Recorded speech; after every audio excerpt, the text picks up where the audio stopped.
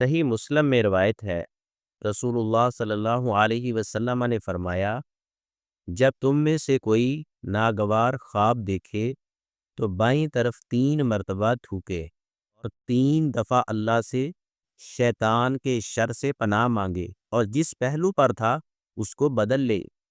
اس حدیث کا مفہوم یہ ہے، اچھا خواب اللہ کی طرف سے اور برا خواب شیطان کی طرف سے ہوتا ہے۔ اگر کوئی ڈراؤنا خواب دیکھے تو اسی وقت جس پہلو پر وہ لیٹا ہے اس کو تبدیل کر کے دوسرے پہلو پر لیٹ جائے۔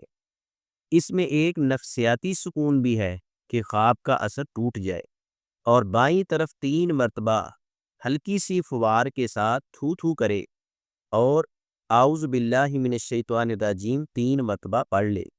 اس سے شیطان کا تسلسل ختم ہو جائے گا۔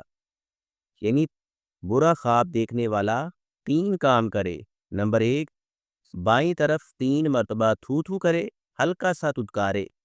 نمبر 2، 3 مرتبہ اعوذ باللہ پڑھے۔ نمبر 3، کروٹ تبدیل کر لے۔ دل میں سکون اور اطمینان پیدا ہو جائے گا، شیطانی وسوسے، برے خواب اور برے خیالات یا خوف ختم ہو جائے گا۔